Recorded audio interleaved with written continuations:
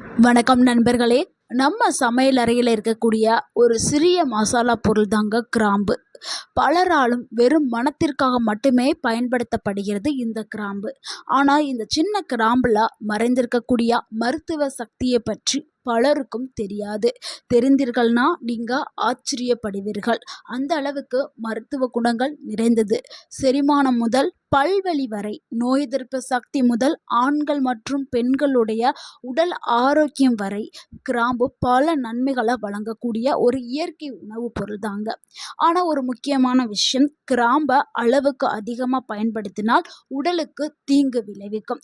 எனவே ஒரு நாளைக்கு எவ்வளவு கிராம்பு எடுத்து பயன்படுத்தணும், எந்த நேரத்தில் பயன்படுத்தினா அதிகமான நன்மைகள் கிடைக்கும், ஸோ எப்படி சரியான முறையில் சாப்பிட்றது எல்லாத்தையும் நம்ம இந்த ஒரு வீடியோவில் பார்க்க போகிறோம். முக்கியமாக யாரெல்லாம் கிராம்பை சாப்பிடலாம், யாரெல்லாம் சாப்பிடக்கூடாது எல்லாத்தையும் நம்ம பார்க்க போகிறோம். வீடியோவை ஸ்கிப் பண்ணாமல் கடைசி வரைக்கும் பாருங்கள். அப்போ தான் நம்ம சொல்லக்கூடிய தகவல் உங்களுக்கு பயனுள்ளதாக இருக்கும். உங்களுடைய ஆரோக்கியத்திற்கு ரொம்பவும் முக்கியமான ஒரு வீடியோவாக இருக்கும். உங்கள் ஆரோக்கியம் உங்கள் கையில்தான். முதல்ல கிராம்பு சாப்பிட்றதுனால உடலில் ஏற்படக்கூடிய நன்மைகளையும் மாற்றங்களையும் பார்த்துடலாம். அதில் முதலாவது நன்மை, சக்தி வாய்ந்த ஆன்டி ஆக்சிடென்ட்டுகள் கொண்டது கிராம்பு. கிராம்பில் யூஜினால் அப்படின்னு சொல்லக்கூடிய சக்தி வாய்ந்த ஆன்டி ஆக்சிடென்ட்டுகள் இருக்குது. இந்த யூஜினால் தான் கிராம்பை தனித்துவமாக காமிக்குது. இது உடலில் இருக்கக்கூடிய ஃப்ரீ ரேடிக்கலை கட்டுப்படுத்தும் தன்மை கொண்டது. இதனால் செல்கள் பாதுகாக்கப்படுது. முதுமையை தாமதப்படுத்துறதுக்கு கிராம்பு பயன்படுது. உடல்ல புத்துணர்ச்சியுடன் வச்சுக்கிறதுக்கும் நோய் எதிர்ப்பு சக்தியை அதிகப்படுத்துறதுக்கும் கிராம்பு பயன்படுது. அடுத்து இரண்டாவது நன்மை, செரிமானத்தை மேம்படுத்துறதுக்கு கிராம்பு பயன்படுது. உணவு சாப்பிட்ட பிறகு வயிறு உப்பசம், வாய்வு, அஜீரணம் போன்ற பிரச்சனைகள் பலருக்கும் இருக்கும். ஆனால் கிராம்பு அவங்க பயன்படுத்தினாங்கன்னா செரிமான சுரப்பிகள் அது தூண்டப்படும். உணவை எளிதில் செரிமானம் ஆக்கிறதுக்கு பயன்படுது. வயிறு வீக்கத்தை குறைக்கிறதுக்கு பயன்படுது. வாய்வு தொல்லையை சரி பண்ணுறதுக்கு பயன்படுது. இதனால் சாப்பிட்ட பிறகு 1 கிராம்பு இல்லைன்னா 2 கிராம்பை எடுத்து வாயில் போட்டு நல்லாக மென்று சாப்பிட்டீங்கன்னா உங்களுக்கு ஒரு நல்ல நிம்மதியை இது கொடுக்கும். அடுத்து மூன்றாவது நன்மை, பல் வலிக்கு ஒரு சிறந்த இயற்கை நிவாரணியாக கிராம்பு இருக்குது. இது எல்லாருக்குமே தெரியும். நம்ம வீடுகளில் பல் வலி அப்படின்னு சொன்னோன்னே நம்மளுடைய பெரியவர்கள் கிராம்பை எடுத்து பல் வலிக்கிற இடத்துல வச்சு பல்லால் கடிச்சு வைங்க சரியாயிரும் அப்படின்னு சொல்லுவாங்க. ஆமாங்க, இது நல்ல ஒரு நிவாரணியாக இருக்குது. பல் வலிக்கு மட்டும் கிடையாது, நம்ம உடலில் இருக்கக்கூடிய எல்லா வலிக்குமே நல்ல ஒரு நிவாரணியாக இருக்குது. அதுக்கு கிராம்பு தண்ணீரை நம்ம கொதிக்க வச்சு, அதாவது 1 கிளாஸ் தண்ணி ஊற்றி 2 கிராம்பு போட்டு கொதிக்க வச்சு அந்த தண்ணியை குடிச்சிட்டு வந்தால் உடலில் இருக்கக்கூடிய எல்லா வலியுமே சரியாக்குறதுக்கு, குறைக்கிறதுக்கு. எப்படி இந்த வலி போகுது அப்படின்னா, கிராம்பில் யூஜினால் இருக்குது. இந்த யூஜினால் இயற்கையான வலி நிவாரணியாக இருக்குது. இது பாக்டீரியாக்களை கட்டுப்படுத்தக்கூடிய தன்மை கொண்டது. அது மட்டும் கிடையாதுங்கள, பல்லில் இருக்கக்கூடிய அந்த ஈர் இருக்குல்ல, அந்த ஈரில் ஏதாவது ஒரு பிரச்சனை, ஈரில் வீக்கம், ஈரில் ரத்த கசிவு இந்த மாதிரி இருந்துச்சுன்னா அதையும் சரி பண்ணுறதுக்கு கிராம்பு பயன்படுது. சிலருக்கெல்லாம் வாய் துர்நாற்றம் வரும், அதாவது பேடு ஸ்மெல்லு வரும். ஸோ அவங்க வெளியில் ஒரு சிரிச்சு பேசக்கூட முடியாது. அந்த அளவுக்கு வாயில் கெட்ட ஸ்மெல்லு வரும். ஆனால் நல்லாவே ப்ரஷ்லாம் பண்ணுவாங்க. ஒரு நாளைக்கு 2 டைம்ஸ் ப்ரஷ் கூட பண்ணுவாங்க.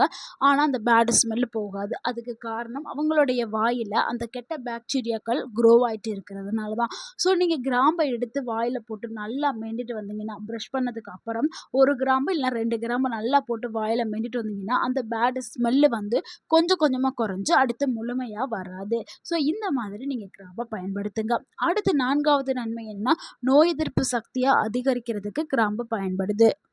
கிராம்பில் இருக்கக்கூடிய பல இயற்கையான சேர்மங்கள் உடல்ல பாதுகாப்பு சக்தியை அதிகரிக்கிறதுக்கு பயன்படுது.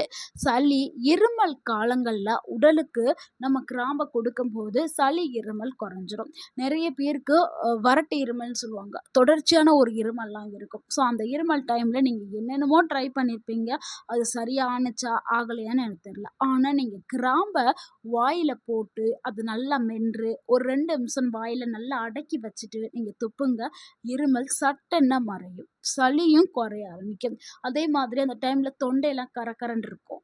ஸோ அந்த தொண்டை கரகரப்பு எல்லாமே குறையும். நல்ல சுடு தண்ணிய வச்சு வாய் கொப்பளிச்சுட்டு வந்தனாலும் தொண்டை கரகரப்பு சரியாயிரும். ஏன்னா, இது அந்த தொற்றுகள எதிர்க்கும் தன்மை கொண்டது கிராம்பு. ஸோ கிராம்பு சேர்த்த டீ குடிச்சிட்டு வந்தாலும் நல்ல ஒரு நிம்மதியான ஒரு நிவாரணம் வந்து உங்களுக்கு. அடுத்து 5வது நன்மை, கல்லீரலுடைய ஆரோக்கியத்திற்கு கிராம்பு வந்து பயன்படுது. சில ஆய்வுகள் என்ன சொல்லுதுன்னா, யூஜினால் கல்லீரல ஆக்சிடேட்டிவ் சேதத்துல இருந்து பாதுகாக்கிறதுக்கு பயன்படுறதாக கூறப்படுது. இதனால கல்லீரலையும் ஆரோக்கியமா செயல்படுத்துறதுக்கு கிராம்பு பயன்படுது. ஸோ கிராம்ப இனிமே நீங்க ஒரு உணவாக எடுத்துக்கொள்ளுங்கள். உணவே மருந்து அப்படிங்கிற ஒரு கான்செப்ட்ல தான் இந்த ஒரு வீடியோ. ஸோ கண்டிப்பா கிராம்ப நம்ம எல்லாருமே பயன்படுத்தணும். அடுத்து 6வது நன்மை, இரத்த சர்க்கரைய கட்டுப்பாட்டுல வைக்கிறதுக்கு கிராம்பு வந்து பயன்படுது. சில ஆரம்ப கட்ட ஆய்வுகள் என்ன சொல்லுதுன்னா, கிராம்பு இன்சுலினுடைய செயல்பாட்ட ஆதரிக்கிறதுக்கு பயன்படுறதாக தெரிவிக்குது. அதாவது நீரிழிவு நோயாளிகள் மருந்துக்கு மாற்றாக இத பயன்படுத்தக்கூடாது. ஆனா நார்மலா நீங்க கிராம்ப வந்து டீல சேர்த்து நீங்க போட்டு குடிச்சிட்டு வந்தா, உங்க உடல்ல வந்து அந்த சர்க்கரை அளவு கட்டுப்பாட்டுல வரும் அப்படின்னு சொல்லப்படுது. அடுத்து 7வது நன்மை என்னன்னா, எலும்புகள ஆரோக்கியமா வச்சுக்கிறதுக்கு கிராம்பு வந்து பயன்படுது. கிராம்புல மேங்கனீஸ் போன்ற தாதுக்கள் வந்து இருக்குது. இது எலும்பு வளர்ச்சிக்கு உதவக்கூடியது. எலும்ப வலிமையா வச்சுக்கிறதுக்கும் இது உதவியா இருக்குது. ஸோ சமநிலையான உணவு, அதாவது கால்சியம் நிறைந்த, புரோட்டீன் நிறைந்த உணவுகளோடு நீங்க கிராம்ப பயன்படுத்தும்போது எலும்புகள் வந்து ஆரோக்கியமாக்கப்படும். அடுத்து 8வது நன்மை என்னன்னா, சுவாச பாதைய ஆரோக்கியமா வச்சுக்கிறதுக்கு கிராம்பு வந்து பயன்படுது. கிராம்பு தொண்டை எரிச்சலை குறைக்கிறதுக்கும், சளி இருக்கும்போது நல்ல ஒரு நிம்மதியை கொடுக்கறதுக்கும், வாய்வு மற்றும் சுவாச பாதையை சுத்தமாக வச்சுக்கிறதுக்கும் பயன்படுது. அப்போ நம்ம என்ன பண்ணணும், கிராம்பு கலந்த தண்ணியை வாய் நல்லா கொப்பளிச்சுட்டு நீங்கள் துப்பணும். ஸோ இந்த மாதிரி செய்யும்போது உங்களுடைய சுவாசம் வந்து நல்லா சிறப்பாக இயங்க ஆரம்பிக்கும். அடுத்து 9வது நன்மை என்னன்னா, ஆண்கள் மற்றும் பெண்களுக்கான ஆரோக்கியத்திற்கு இந்த கிராம்பு வந்து பயன்படுதுங்க. ஏன்னா கிராம்பு நல்ல ஒரு ரத்த ஓட்டத்தை அதிகப்படுத்துறதுக்கு பயன்படுது. நீங்க கிராம்பை எடுத்துக்கிட்டீங்கன்னா, தலையில இருந்து கால் பாதம் வரைக்கும் ரத்த ஓட்டம் சீராக இயங்கும். இதனால என்ன ஆகும், ஆண்களுக்கு ஒரு நல்ல ஒரு ஸ்டாமினா பவர் வந்து கிடைக்கும். அதே மாதிரி இதுல ஆன்டி ஆக்சிடென்ட் இருக்குல்ல, இந்த ஆன்டி ஆக்சிடென்ட் வந்து உடலை வந்து ஆதரிக்கிறதுக்கு பயன்படுது. ஸோ கிராம்பை எடுக்கும்போது ஆண்களுக்கு தேவையான அந்த ஆண்மை ஹார்மோன், டெஸ்டோஸ்டெரான் ஹார்மோன் வந்து பூஸ்ட் பண்ணப்படும். ஸோ ஆண்களுக்கு தேவையான ஆண்மை ஹார்மோனை பூஸ்ட் பண்ணுறதுக்கு கிராம்பு வந்து பயன்படுது. ஸோ அவங்களுக்கு தேவையான ஸ்டாமினா பவரை கொடுக்கறதுக்கு, அதே மாதிரி பெண்களுக்கு தேவையான ஸ்டாமினா பவரை கொடுக்கறதுக்கும் கிராம்பு வந்து பயன்படுது. ஸோ ஆரோக்கியமான உணவு கூட உடற்பயிற்சி, நல்ல தூக்கம், அடுத்து கிராம்பு, இதை நீங்கள் தொடர்ந்து எடுத்துகிட்டே வந்தீங்கன்னா நல்ல ஒரு ஸ்டாமினா பவர் உங்களுக்கு கிடைக்க ஆரம்பிக்கும். அடுத்து 10வது நன்மை என்னன்னா, உடல்ல ஏற்படக்கூடிய அலர்ஜியை குறைக்கிறதுக்கு கிராம்பு பயன்படுது. கிராம்புல இயற்கை சேர்மங்கள் இருக்குது.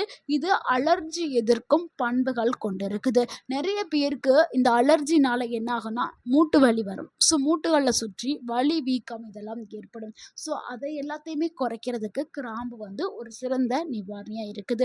ஸோ மூட்டு வலியையும் படிப்படியாக குறைக்கிறதுக்கு கிராம்பு வந்து பயன்படுது. ஒரு சின்ன கிராம்பு இவ்வளவு நன்மைகளை கொண்டு இருக்குது. அப்போ இந்த கிராம்பை நம்ம சரியான முறையில் பயன்படுத்தினா தானே அதில் இருக்கக்கூடிய ஊட்டச்சத்துக்கள் உடலால் முழுமையாக உறிஞ்சு கொள்ளப்படும். ஸோ எப்படி சரியான முறையில் சாப்பிடணும் அப்படின்னா, ஒரு நாளைக்கு நீங்கள் 1 இல்லைன்னா 2 கிராம்பு மட்டும்தான் பயன்படுத்தணும். அது எந்த வகையில் பயன்படுத்தினாலும் சரி, 1 இல்லைன்னா 2 நம்ம மூலிகை டீயாக தயாரித்து நம்ம கிராம்பு டீ எடுத்துக்கலாம். இல்லை சமையலில் நீங்கள் பயன்படுத்தலாம். இல்லை நீங்கள் தனியாக வாயில் போட்டு நல்லா மென்றியும் நம்ம இது பண்ணலாம். இல்லை சூப்பு, இல்லை கஷாயம், எந்த வடிவில் வேணாலும் நீங்கள் எடுத்துக்கலாம். ஆனால் ஒரு ஆளுக்கு, பெரியவர்களுக்கு 1 இல்லை 2 கிராம்பு ரொம்ப ரொம்ப போதும். யார் கிராம்பை வந்து சாப்பிடக்கூடாது அப்படின்னா, கர்ப்பிணி பெண்கள், பாலூட்டும் தாய்மார்கள், சிறிய குழந்தைகள், ரத்தம் உறையாமல் செய்யும் மருந்து மாத்திரை எடுத்துக்கிறவங்க, அறுவை சிகிச்சைக்கு தயாராக இருக்கக்கூடியவர்கள், கிராம்பு ஒவ்வாமை இருக்கிறவங்க, இவங்க வந்து எடுத்துக்கிறலாங்க. ஆனால் கொஞ்சம் அதிகமாக எடுத்துக்கிட்டாலும் அவங்களுக்கு பிரச்சனையாகும். அதனால் அவங்க ஒரு நாளைக்கு 1 இல்லைனா 2 எடுத்துக்கலாம். இல்லைன்னா அதை தவிர்க்கிறது ரொம்பவே நல்லது. முக்கியமாக அவங்களுடைய மருத்துவர்கிட்ட ஆலோசனை பெற்றுட்டு எடுக்கிறது இன்னுமே சரியான ஒரு இது நம்ம பொதுவான ஒரு பலன் தான் சொல்கிறோம். ஸோ ஒரு ஆரோக்கியமான பொதுவான ஒரு பலன் தான் இது. அதிகமாக கிராம்பை சாப்பிட்டிங்கன்னா வயிற்றில் எரிச்சல் ஏற்படும், வாந்தி ஏற்படும், வயிற்று வலி ஏற்படும், கல்லீரல் பாதிக்கிறதுக்கும் வாய்ப்பு இருக்குது. ஸோ அளவுங்கிறது ரொம்ப ரொம்ப முக்கியம். நிறைய பேர் என்ன நினைக்கிறாங்கன்னா, அதிகமாக சாப்பிட்டா அதிகமாக பலன் கிடைக்கும் அப்படின்னு சொல்லிட்டு தவறுதலாக எடுத்துக்கிறாங்க. நம்ம 1 இல்ல 2 கிராம்பு மட்டும்தான் பயன்படுத்தணும்.